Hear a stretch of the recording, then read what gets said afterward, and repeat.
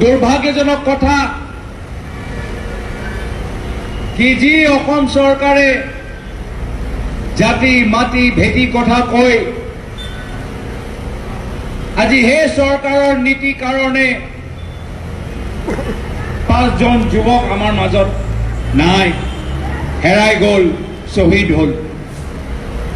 আমি কেতিয়াও এই 5 জন যুৱকৰ বলিদান ত্যাগ আমি পাহৰি নাযাওঁ আৰু তেওঁৰ কাৰণে আমি সংগ্ৰাম কৰি যাম যেতিয়ালৈকে কা বাতিল নহয়।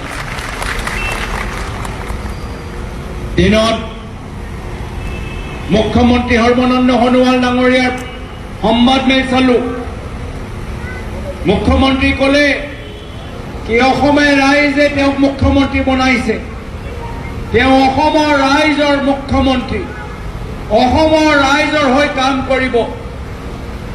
যদি আপুনি অসমৰ ৰাইজৰ মুখ্যমন্ত্ৰী, অসমৰ ৰাইজৰ মাতটো শুনক, তেওঁলোকে কৈছে কা বাতিল কৰক, কা বাতিল কৰক, কা বাতিল কৰক। যদি আপুনি অসমৰ ৰাইজৰ মুখ্যমন্ত্ৰী, তেতিয়া ছেম ষ্টেফৰ্ডৰ দেউতা বৰদেউতাৰ কথা শুনক, তেওঁ চকু পানীটো চাওক আৰু ছেম ষ্টেফৰ্ডৰ যি হত্যা হ'ল তাৰ ওপৰত এটা পুলিচ তদন্ত কৰক, জুডিচিয়েল তদন্ত কৰক। আজি যদি আপুনি অসমৰ মুখ্যমন্ত্ৰী, আজি জেলৰ ভিতৰত যে আমাৰ অসমৰ ৰাইজৰ যুৱক যুৱতীসকলক আজি তেওঁলোকে জেলত ভৰাইছে, তেওঁলোকৰ পৰা জেলৰ পৰা ৰেহাই কৰক। যদি আপুনি অসমৰ মুখ্যমন্ত্ৰী, যদি আপুনি অসমৰ মুখ্যমন্ত্ৰী, তেতিয়া প্ৰধানমন্ত্ৰী নৰেন্দ্ৰ মোদী ডাঙৰীয়াৰ ওচৰলৈ যাওক, হোম মিনিষ্টাৰ অমিত শ্বাহ ডাঙৰীয়াৰ ওচৰলৈ যাওক আৰু কওক কি অসমৰ মানুহে মোক মুখ্যমন্ত্ৰী বনাইছে।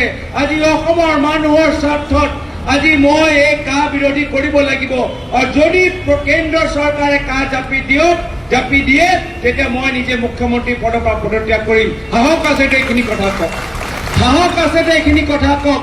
অসমৰ ৰাইজৰ মুখ্যমন্ত্ৰী হ'বলৈ বিচাৰে তেতিয়া কা বিৰোধী কথা কওক। আজি তেওঁ সংবাদমেল চালো, সংবাদমেলত তেওঁ নিজৰ আগৰ জাতীয় নায়ক দিনবিলাক মনত পেলালে, IMDT কেছৰ কথা ক'লে। IMDT কেছৰ সময়ত তেওঁ কি কৈছিল কি অসমত 50 লাখ 60 লাখ 80 লাখ বিদেশী নাগৰিক আছে, IMDT আইনটো বাতিল কৰিব লাগে। সেই সময়ত এইখিনি কথা ক'লে, 50 লাখৰ কথা ক'লে। আজি কয় নগণ্য, আজি মানুহ নাই, আজি কয় নহয় বেছি মানুহ নহয়, তো ক'ত গ'ল কি এইখিনি মানুহ? আজি এই হ'ল মিছা অপপ্ৰচাৰ, মিছা কথা। আজি তেওঁলোকে কয় কি মই ছাত্ৰ সমাজক মাতি আনিছো আলোচনা কৰিবলৈ, বিভিন্ন সংগঠনৰ প্ৰতিনিধিসকলক মাতি আনিছো আলোচনা কৰিবলৈ। যেতিয়া কা আইনে হৈ গ'ল তেতিয়া আলোচনাৰ জৰিয়তে আমি কি কৰিম?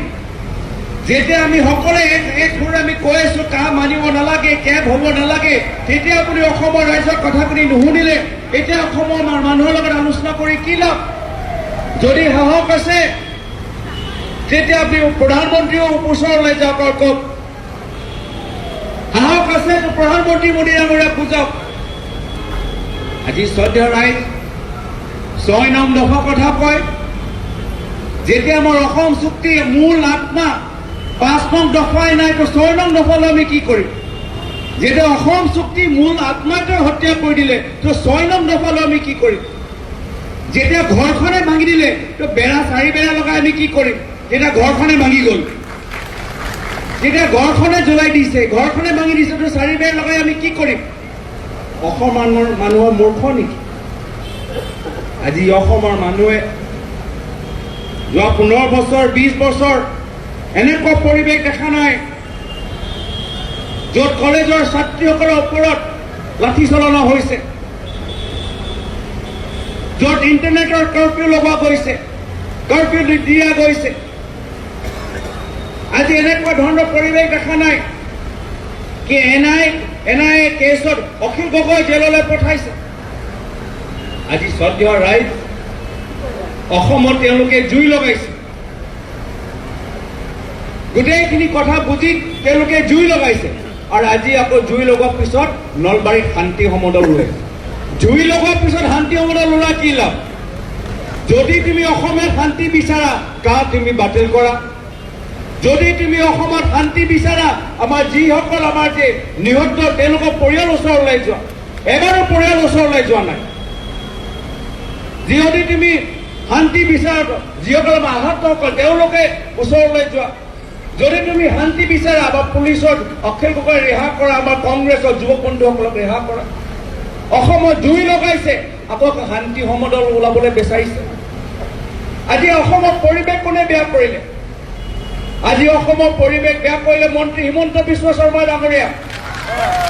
কোনে বেয়া কৰিলে? নিজে বেয়া অসমীয়া আমাৰ আৱেগ সৃষ্টি আমাৰ বৃদ্ধি কৰি আমাৰ অসমীয়া আৱেগ বুজি পোৱা নাই, আমাৰ অসমৰ আইৰ প্ৰতি যি আমাৰ আৱেগ সেইটো অপমান কৰি আজি তেওঁ শান্তি সমদল ওলাইছে। আজি প্ৰথম মই কৈছোঁ, এই যে তেওঁলোকে যে কৈছে SIT কেছ হ'ব লাগে, অসমৰ আইন লৈ যে আজি এটা SIT কেছ হ'ব লাগে, ইনকুৱাৰী হ'ব লাগে, মই প্ৰথমে কৈছোঁ ইনকুৱাৰী হ'লে প্ৰথম কেছ মন্ত্ৰী হিমন্ত বিশ্ব শৰ্মা ডাঙৰীয়াৰ ওপৰত কৰক। প্ৰথম কেছ মন্ত্ৰী হিমন্ত বিশ্ব শৰ্মা ডাঙৰীয়াৰ ওপৰত কৰক। আজি IPC ছেকশ্যন আছে, IPC 295 আছে, IPC 298 আছে। যেতিয়া এটা শান্তিপ্ৰিয় প্ৰদেশত আপুনি সাম্প্ৰদায়িক ৰং জৰিয়তে সেই শান্তি ভাঙিবলৈ বিচাৰে তো IPC 295 আছে, IPC 298 আছে। তেওঁৰ এই IPC তলত আমাৰ মন্ত্ৰী হিমন্ত বিশ্ব শৰ্মা ডাঙৰীয়াৰ ওপৰত কেছ হ'ব লাগে। আজি শ্ৰদ্ধেয় ৰাইজ, আমি সকলে একজোট, আমাৰ মাজত বিভাজন সৃষ্টি কৰিবলৈ চেষ্টা কৰিছে। শিল্পীসকলক 50,000 টকা দিবলৈ বিচাৰিছে, ক'ৰবাত ST ষ্টেটাছ দিবলৈ বিচাৰিছে, ক'ৰবাত এয়া চাকৰি দিবলৈ বিচাৰিছে, ক'ৰবাত বিভিন্ন ধৰণৰ দুখ দিবলৈ বিচাৰিছে, মাতি আনিছে, টকা দিছে, পইচা দিছে, ভয় খুৱাইছে। আমি অসমীয়া ৰাইজ, লাচিত বৰফুকনৰ তেজ আমাৰ গাঁতত আছে, বীৰ চিলাৰায় তেজ আমাৰ গাঁতত আছে। আমি ভূপেন হাজৰিকাৰ গীত শুনি আমি ডাঙৰ হৈছোঁ, জ্যোতিপ্ৰসাদ আগৰৱালৰ গীত শুনি গল্প আমি শুনি আমি ডাঙৰ হৈছোঁ। আমি নিজৰ মাজত বিভাজন হ'বলৈ নিদিওঁ। আমি সকলোৱে অসমীয়া ৰাইজ একজোট হৈ আমি কা বিৰোধিতা কৰিম। সংগ্ৰাম দীঘলীয়া, আমিও গম পাইছোঁ সংগ্ৰাম দীঘলীয়া হ'বই, কিন্তু মই আজি শ্ৰদ্ধা জ্ঞাপন কৰিবলৈ বিচাৰিছোঁ কি আজি আমাৰ নৱপ্ৰজন্মৰ যুৱক যুৱতীসকল ওলাই আহিছে। আজি তেওঁলোকে লাঠি ভয় খোৱা নাই, জেলৰ ভয় খোৱা নাই। ইউনিভাৰ্চিটিৰ পৰা, কলেজৰ পৰা, কটেন হওক, গুৱাহাটী ইউনিভাৰ্চিটিয়ে হওক, ডিব্ৰুগড় ইউনিভাৰ্চিটি হওক, তেজপুৰ ইউনিভাৰ্চিটি হওক, নগাঁও হওক, আমাৰ এইফালে আমাৰ তেজপুৰ হওক, ধেমাজিত আমি দেখিছোঁ, তিনিচুকীয়াত আমি দেখিছোঁ, শদিয়াত দেখিছোঁ, চকুৱাত দেখিছোঁ। সমগ্ৰ অসমৰ ছাত্ৰ সমাজ যে ওলাই আহিছে। আজি মই কৈছোঁ আমি কংগ্ৰেছৰ নেতৃত্ব লোৱা নাই, এই অসমৰ নৱপ্ৰজন্মৰ ছাত্ৰ সমাজে নেতৃত্ব লৈছে আৰু আমি তেওঁক আমি সমৰ্থন জ্ঞাপন কৰিছোঁ। মানসিকভাৱে তেওঁলোকক সমৰ্থন জ্ঞাপন কৰিছোঁ, হৃদয়ৰ পৰা তেওঁলোকক সমৰ্থন জ্ঞাপন কৰিছোঁ। আমি তেওঁলোকৰ লগত থিয় হ'ম। য'ত তেওঁলোকে বিচাৰে গৌৰৱ গগৈয়ে কংগ্ৰেছ, যুৱক কংগ্ৰেছৰ লগত থাকিব। য'ত তেওঁলোকে বিচাৰে আমি যাম। জেল খাবলৈ হ'লে আমি তেওঁলোকৰ লগত জেল খাম, আমি ভয় নাখাওঁ। মই নিজে জেল খাবলৈ সাজু আছোঁ, মই নিজে জেল খাবলৈ সাজু আছে, সাহস আছে, তো মোক এৰেষ্ট কৰক। আজি শ্ৰদ্ধেয় ৰাইজ, আমি সকলোৱে গম পাই গৈছোঁ কি এইখন বিলত এই বিজেপি দলৰ আন্তৰিকতা নাই, আন্তৰিকতা নাই। আমাৰ বঙালী সমাজো গম পাই গৈছে, বঙালী সমাজো গম পাই গৈছে কি যদি যিহেতু NRCৰ পৰা বহুত মানুহ বঞ্চিত, আজি তাৰ কাৰণে কা আনিছে। কিন্তু বঙালী সমাজৰ একে প্ৰশ্ন, NRCক আমি প্ৰমাণ দিলোঁ আমি ভাৰতীয় নাগৰিক হয়, ইমান কাগজ দিয়াৰ পিছত, ফেমিলি ট্ৰী, লেগেচি, ডাটা, ইমানখিনি কাগজ দিয়াৰ পিছত আজি মই এজন ভাৰতীয় নাগৰিক তোমালোকে প্ৰমাণ কৰিব নোৱাৰিলা। এতিয়া কৈছা কি মই এজন বাংলাদেশী হিচাপে মোক নিজকে প্ৰমাণ কৰিব লাগিব। কিয় কৰিম? আমাৰ বঙালী সমাজৰ মানুহক কৈছে কি তেওঁলোকক খিলঞ্জীয়া অসমীয়া, খিলঞ্জীয়া মানুহ, কিয় তেওঁলোকে আজি NRCৰ ভিতৰত নাই? কিয় তেওঁলোকে আজি এজন বাংলাদেশী শৰণাৰ্থী হিচাপে নিজকে প্ৰমাণ দিব লাগিব? কাগজ ক'ৰ পৰা দিব? বাংলাদেশৰ পৰা আহিছে, সেই কাগজখিনি ক'ৰ পৰা আহিব? যিখিনি কাগজ আছিলে NRCৰ ভিতৰত দিলে, সেইখিনি কাগজে চৰকাৰে গ্ৰহণ নকৰিলে। এতিয়া বাংলাদেশৰ পৰা অহা কাগজখিনি ক'ৰ পৰা আনিব? আকাশৰ পৰা আনিব নে পাতালৰ পৰা আনিব? কাগজখিনি ক'ৰ পৰা আনিব? শৰণাৰ্থী হৈ তাৰ কাগজ ক'ৰ পৰা আনিব?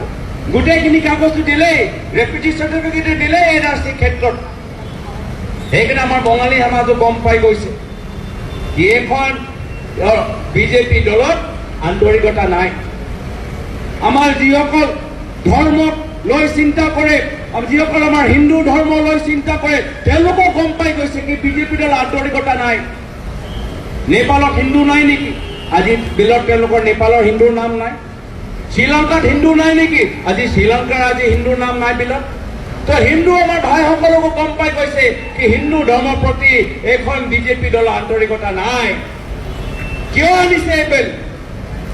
আজি নিবনুৱা সমস্যা যে আটাইতকৈ বেছি হৈ গৈছে, পিঁয়াজ আৰু গাখীৰৰ দাম যে বৃদ্ধি হৈ গৈছে, কাৰাপশ্যন যে আজি বৃদ্ধি হৈ গৈ আছে, আজি মানুহৰ হাতত চাকৰি নাই, ঘৰ চলাবলৈ পইচা নাই, আজি খেতিয়কসকলৰ সমস্যা হৈছে, শ্ৰমিকসকলৰ সমস্যা হৈছে, এইখিনি মানুহৰ আজি তেওঁলোকৰ মনটো বিভ্ৰান্তি সৃষ্টি কৰিবলৈ আজি এনেকুৱা এটা বিল আনিছে, এনেকুৱা এটা বিল আনিছে। সেইকাৰণে শ্ৰদ্ধেয় ৰাইজ, অহা 5 বছৰৰ ভিতৰত 2024ত যি হ'ব আমি সেই সময়ত আমি দেখা পাম। কিন্তু অহা 1 বছৰ পিছত 2021ৰ নিৰ্বাচনত আমি এই বিশ্বাসঘাতক জনতা পাৰ্টি, এই বিজেপি কি হয়? বিশ্বাসঘাতক জনতা পাৰ্টি। এই বিশ্বাসঘাতক জনতা পাৰ্টিক আমি প্ৰত্যাহ্বান দিবই লাগিব। এই বিশ্বাসঘাতক অসম গণ পৰিষদ দল, অসম চুক্তি পৰা জন্ম হৈ আজি অসমৰ মানুহক তেওঁলোকে যে বিশ্বাসঘাত কৰিছে, সকলোৱে কৰা নাই, সকলোৱে কৰা নাই। এই অগপ দলৰ ভিতৰত এই যে 3জন মন্ত্ৰী যে হিমন্ত বিশ্ব শৰ্মা ডাঙৰীয়াৰ বি টিম হিচাপে অগপ ভিতৰত যে আছে, অগপ দলৰ ভিতৰত থাকি অগপক নাইকিয়া কৰি আছে। আজি তেওঁলোকে গম পাই গৈছে কি বহুত আমাৰ আজি ইয়াত আমি অসমৰ ৰাইজৰ লগত কংগ্ৰেছক, অগপক, বিভিন্ন দল সংগঠন ৰাইজ আজি ওলাই আহিছে। আমি অসমৰ ৰাইজৰ লগত থিয় হৈছো। যিহেতু শ্ৰদ্ধেয় ৰাইজ মনত ৰাখিব কি এই যে আমাৰ যুদ্ধ আজি বৰ্তমানৰ সময়ৰ কাৰণে যুদ্ধ নহয়। অহা 10 বছৰ, 20 বছৰ, 30 বছৰ আমাৰ অসমৰ ভৱিষ্যতৰ কাৰণে আজি এই যুদ্ধটো আজি আমি সংগ্ৰাম কৰি গৈছো। আজি মুখ্যমন্ত্ৰীয়ে কৈছে নগণ্য, পিছত গৈ নগণ্য পৰা কেতিয়া 1 লাখ, 2 লাখ, 5 লাখ, 10 লাখ, 50 লাখ হ'ব আমি ক'ব নোৱাৰো। পিছত গৈ আমাৰ ল'ৰাই হস্পিটেলৰ ভিতৰত, কলেজৰ ভিতৰত চিট পাবলৈ নাপায়। আমাৰ পৰিয়ালৰ কোনোবা অসুস্থ হ'লে হস্পিটেলৰ ভিতৰত বিচনা পাবলৈ নাপায়। আজি বৰ্তমানৰ কাৰণে নহয়, অহা 20 বছৰ, 30 বছৰৰ ভৱিষ্যতৰ কাৰণে আজি আমি সংগ্ৰাম কৰি আছো আৰু সংগ্ৰাম কৰি যাম। মই শেষত গৈ বিশেষ দীঘলীয়া ক'বলৈ বিচৰা নাই। মই ধন্যবাদ জ্ঞাপন কৰিছো আজি আমাৰ কংগ্ৰেছ দলৰ অধ্যক্ষা সোনিয়া গান্ধী ডাঙৰীয়ানীলৈ, আমাৰ প্ৰাক্তন অধ্যক্ষ ৰাহুল গান্ধী ডাঙৰীয়ালৈ, আজি তেওঁৰ নেতৃত্বৰ কাৰণে সমগ্ৰ ভাৰতৰ ভিতৰত য'ত আইনী যুদ্ধ কৰিব লাগে আমি আইনী যুদ্ধ কৰিছো, য'ত ৰাজনৈতিক যুদ্ধ কৰিব লাগে আমি ৰাজনৈতিক যুদ্ধ কৰিছো। আজি তেওঁলোকৰ নেতৃত্বৰ কাৰণেহে মই গৌৰৱ গগৈ সাহস পাইছো পাৰ্লিমেণ্টত থিয় হ'বলৈ।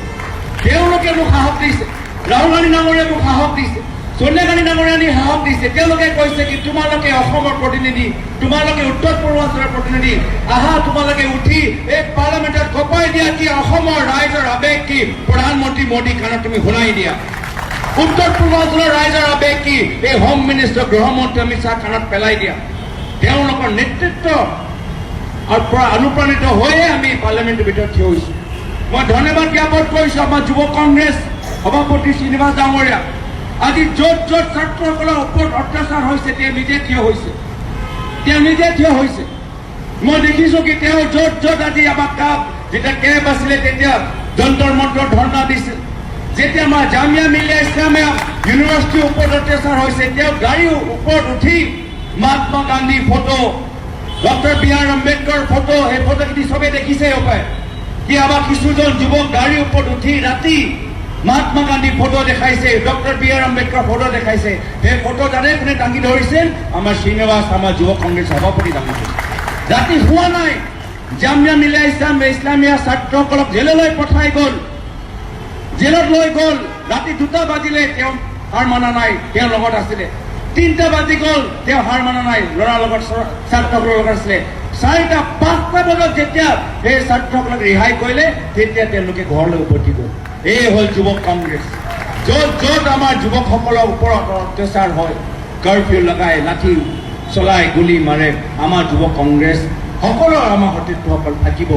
শেষত গৈ শ্ৰদ্ধেয় ৰাইজ মই বিশেষ দীঘলীয়া ক'বলৈ বিচৰা নাই পুনৰবাৰ মনত পেলাই দিছোঁ কি যুদ্ধ আমাৰ দীঘলীয়া হ'বই আমাৰ মাজত বিভাজন সৃষ্টি কৰিবলৈ চেষ্টা কৰিব সিহঁতৰ ওচৰত আছে CBI সিহঁতৰ আছে ওচৰত আছে IT সিহঁতৰ আছে ওচৰত আছে টকা পইচা লাঠি গুলি টিয়াৰ গেছ কিন্তু আমাৰ ওচৰত আছে আমাৰ অসমীয়া আই আশীৰ্বাদ আৰু য'ত আমাৰ অসমীয়া আই আশীৰ্বাদ আমাৰ লগত আছে আমাৰ বিজয় নিশ্চিত আমি কা বাতিল কৰিমে এই দুআষাৰ কৈ মই ইয়াতে নিজৰ চমু বক্তৃতা সামৰি মাৰিছোঁ ধন্যবাদ জয় অসম